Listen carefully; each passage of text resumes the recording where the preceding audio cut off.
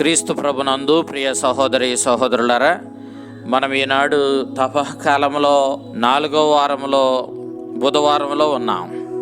ఈనాటి సువిశేషం మనం చూసినప్పుడు యోహాను శుభవార్త 5వ అధ్యాయం 17వ వచనం నుంచి 30వ వచనం వరకు మనం ఆలకించాం. యేసుక్రీస్తు ఈనాడు ఆ పరలోక తండ్రి క్రియలపై ఆధారపడుతూ తనను తాను సమర్థించుకుంటూ ఉన్నాడు. యేసుక్రీస్తు పక్షవాత రోగిని స్వస్థపరిచిన తర్వాత యోధ నాయకులు ప్రభు మీద కక్ష కట్టారు. వారు ప్రభు విశ్రాంతి దినం రోజున స్వస్థపరచడమే కాకుండా దేవుణ్ణి తన తండ్రిగా అభివర్ణించుకుంటూ దైవదోషణ చేస్తున్నాడని ప్రభువులో తప్పుపట్టారు. ఆ సందర్భంలో ప్రభు తనను తాను సమర్థించుకోవలసిన పరిస్థితి ఏర్పడింది. అందుకు ప్రభువు తన పరలోక తండ్రి క్రియలను ఆధారంగా చేసుకొని తనను తాను సమర్థించుకోవడాన్ని మనం చూస్తున్నాం. యూదులు దేవుడు జీవాన్ని ఇస్తాడని, దాన్ని పెంచి పోషిస్తూ ఉంటాడని వాళ్ళు గట్టిగా నమ్మేవాళ్ళు. అతడు సృష్టిని 6 రోజులు చేసి 7వ రోజు విశ్రాంతి తీసుకున్నాడని, అటు తర్వాత నిత్యము ఈ సృష్టిని పోషిస్తూనే ఉన్నాడని, లేకపోతే ఈ సృష్టి ఎప్పుడో అంతముందేదని యూదులు గట్టిగా నమ్మేవాళ్ళు. నేడు క్రీస్తు కూడా నా తండ్రి ఇంకా పనిచేస్తున్నాడు అని 5వ అధ్యాయం 17వ వచనంలో పలకడాన్ని మనం చూస్తున్నాం. నా తండ్రి ఏ విధంగా జీవాన్నిచ్చే పనులు చేస్తున్నాడో, ఏ విధంగా ఈ సృష్టిని పోషిస్తున్నాడో, అంతే రీతిలో నేనును జీవమిచ్చు పనులను చేస్తూనే ఉంటాను అని చెప్పి ప్రభు తెలియచేయడాన్ని మనం ఈరోజు చూస్తున్నాం. యూదుల ఆచారంలో తండ్రి పని బిడ్డలు నేర్చుకొని ఆ పనులను చేస్తారు. క్రీస్తు ప్రభు తన సాకుడు తండ్రి అయినటువంటి పునీత యోసేపు దగ్గర నుంచి వడ్రంగి పని నేర్చుకొని దానిని కొనసాగించినట్లుగాను, జబదాయి కుమారులు తమ తండ్రి దగ్గర నుంచి చేపలు పట్టుకునే వృత్తిని నేర్చుకొని దానిని కొనసాగించినట్లుగాను మనం చూస్తున్నాం. తండ్రి చేయునది చూచి అదే రీతిగా బిడ్డలు ఆ పనిని నేర్చుకొని చేయడం యూదుల సాంప్రదాయంలో మనం చూస్తాం.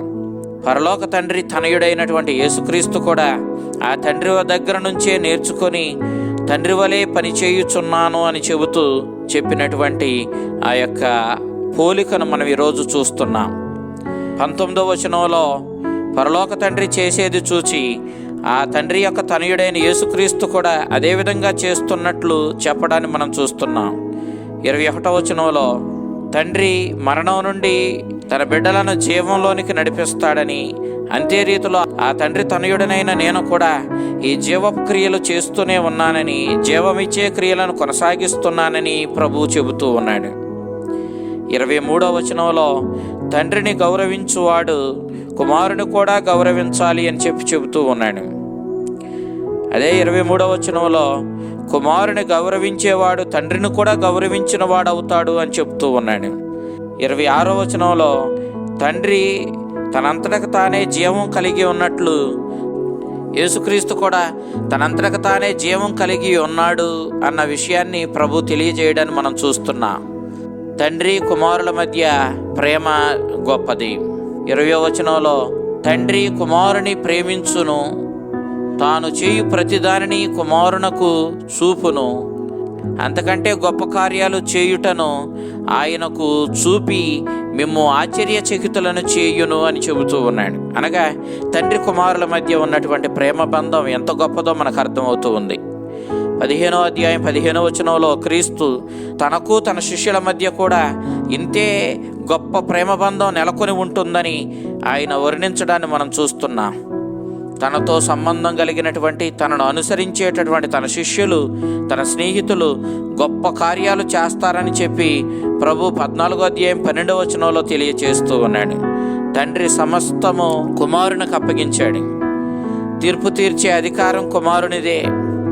మనుష్యావతారం ఎత్తినటువంటి ఆ కుమారుడు ఆ మానవాళిని తీర్పు తీర్చే బాధ్యతను నెరవేరుస్తాడని 27వ వచనంలో మనం చూస్తూ ఉన్నాం. క్రీస్తు ప్రభు తన సందేశాన్ని విశ్వాసంతో స్వీకరించి పాటించే వారికి నిత్య జీవాన్ని ఇస్తానని చెప్పడాన్ని మనం 24వ వచనంలో చూస్తున్నాం. విశ్వాసం అంటే క్రీస్తునితో సంబంధం కలిగి ఉండడం, పరలోక తండ్రి పంపిన క్రీస్తుని అంటిపెట్టుకుని ఆయన సందేశానుసారము జీవించడమే. ఈ విశ్వాసం ఒకరిని శాశ్వతమైన శిక్ష నుంచి కాపాడుతుంది. 27వ వచనం, 29వ వచనం. విశ్వాసికి తీర్పు లేదు. తాను విశ్వసించడం వల్ల ఆ తీర్పు నుండి అతడు తప్పుకుంటున్నాడు. క్రీస్తు యందు విశ్వాసం ఉన్నవాడు చీకటి నుండి వెలుగునకు నడిపించబడతాడని ప్రభువే చెప్పాడు. కాబట్టి వాడు క్రీస్తు యందు విశ్వాసం కలిగి ఉండడం ద్వారా వాడు తీర్పును తప్పుకుంటున్నాడు. మరి ఎవరికి తీర్పు అంటే అవిశ్వాసికే తీర్పు. వాడు అవిశ్వాసి కాబట్టి తీర్పునకు గురి అవుతాడు. తత్ఫలితంగా వాడు శిక్షను కొని తెచ్చుకుంటాడు. దర్శన గ్రంథం 21వ అధ్యాయం 8వ వచనం శిక్షను రెండవ మరణంగా అభివర్ణించింది.